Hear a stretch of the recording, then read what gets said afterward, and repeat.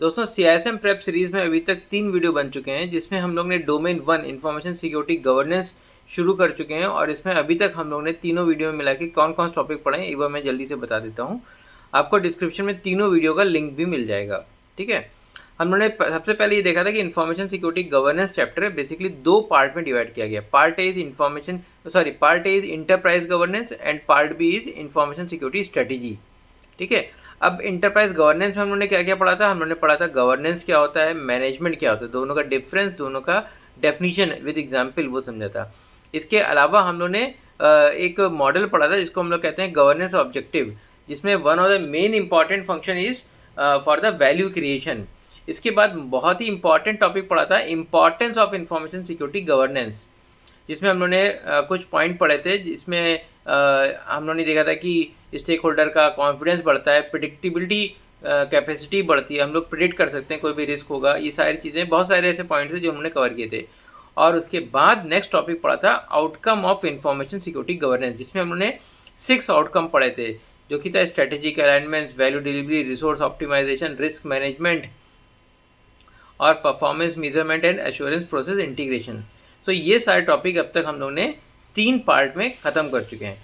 अब आज के वीडियो में हम लोग देखने जा रहे हैं scope and charter of information security governance. अब स्कोप क्या होता है? स्कोप मीन्स बाउंड्री और चार्टर मीन्स पर्पस और ऑब्जेक्टिव ऑफ एनी प्रोजेक्ट। ठीक है, सो अगर इंफॉर्मेशन सिक्योरिटी गवर्नेंस की बात करते हैं तो स्कोप और चार्टर क्या क्या हमें कंसिडर करना चाहिए स्कोप में और चार्टर में। ठीक है, ये हम लोग अब देखते हैं। अब देखिए, स्कोप और चार्टर की जब बात करते हैं तो बेसिकली 4 एरिया और 4 फंक्शन या 4 डिपार्टमेंट ऐसे होते हैं इंफॉर्मेशन सिक्योरिटी गवर्नेंस में, जिस पे हमें फोकस करना चाहिए। जिसमें पहला है information security, second is IT security, third is corporate security and the last one is cyber security.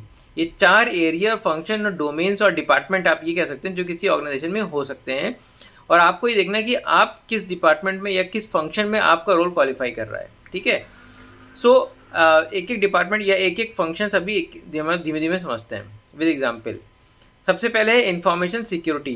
Basically जब कभी भी इंफॉर्मेशन सिक्योरिटी की बात करें तो आप ये समझिए कि कोई भी इंफॉर्मेशन रिटन, स्पोकन, इलेक्ट्रॉनिक या क्रिएटेड, व्यूड, ट्रांसपोर्ट, स्टोरेज और डिस्ट्रॉयड फॉर्मेट में होगी, वो सारा ही स्कोप में आएगा इंफॉर्मेशन सिक्योरिटी के।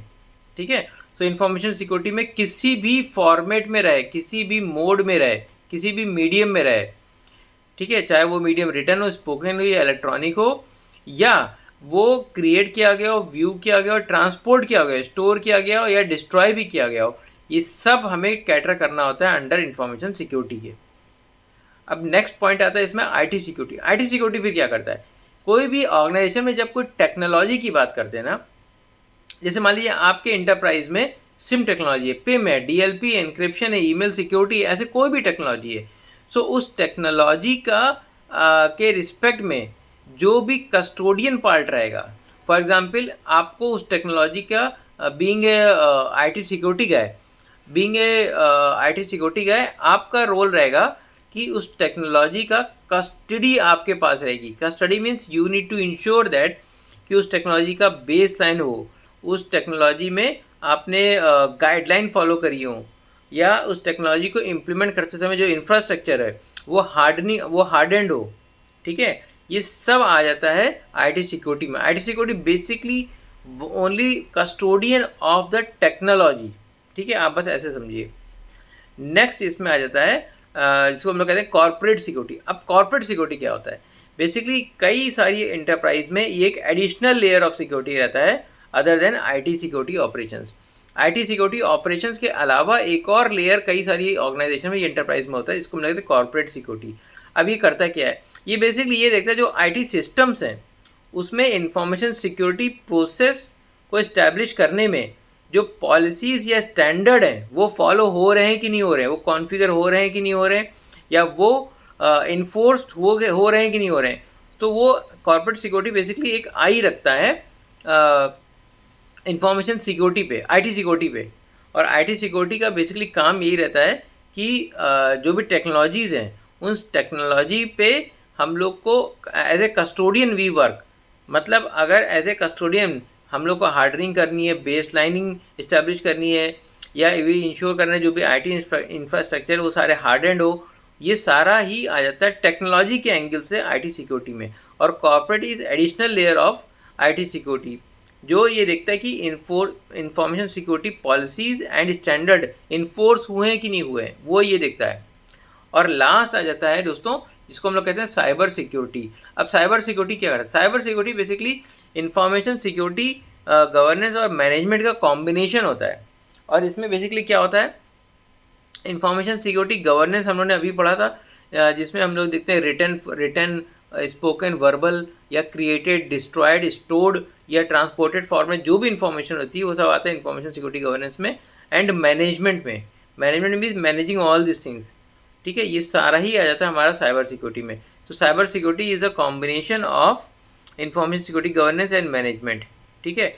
एंड इसमें इंफॉर्मेशन सिक्योरिटी और आईटी सिक्योरिटी दोनों ही आ जाता है, ठीक है। अब इसके बाद इन्होंने एक एग्जाम्पल में एक रिलेशनशिप बताया है, relationship between information security and cyber security.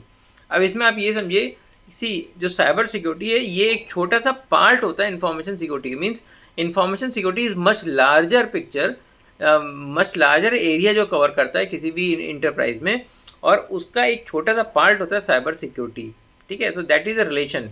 आप ये समझिए कि एक बड़ा सा सर्किल है, उसका एक छोटा सा पार्ट है साइबर सिक्योरिटी में। ये इन्होंने लिया था ISACA cyber security fundamental study guide 3rd edition से, USA 2021 से। ये सोर्स मैंने आपको बताया। इस सोर्स में जो रिलेशनशिप बताया गया इन्फॉर्मेशन सिक्योरिटी और साइबर सिक्योरिटी का, वो यही है कि information security is a bigger picture और उसका एक छोटा सा पार्ट होता है साइबर सिक्योरिटी का। अब ये हम लोगों ने देखा रिलेशनशिप, बट अगर हम लोग इसमें डिफरेंस देखें या वर्सेस देखें, इन्फॉर्मेशन सिक्योरिटी और साइबर सिक्योरिटी का डिफरेंस या अंडरस्टैंडिंग के लिए देखें इनमें क्या क्या चीज़ें कॉमन है या अलग हैं, तो आप ये समझिए कि जो इन्फॉर्मेशन सिक्योरिटी है इसमें कोई भी analogue information, intellectual property, paper document, verbal communication या विजुअल कम्युनिकेशन, ये सब आ जाता है हमारा इन्फॉर्मेशन सिक्योरिटी में। और साइबर सिक्योरिटी में क्या आता है, network, hardware, software, information process and stored in isolated networks, ये सारा आ जाता है साइबर सिक्योरिटी में। और इन दोनों का जो कॉमन एरिया होता है, उस कॉमन एरिया में जिसमें इंफॉर्मेशन सिक्योरिटी और साइबर सिक्योरिटी दोनों ही क्वालिफाई करते हैं, वो एरिया में आ जाता है डिजिटल इन्फॉर्मेशन। तो digital information is the area जहाँ पे इंफॉर्मेशन सिक्योरिटी और साइबर सिक्योरिटी दोनों ही क्वालिफाई करते हैं, ठीक है। So this is all about scope and charter of information security governance. Next topic देख लेते हैं, ऑर्गेनाइजेशनल कल्चर।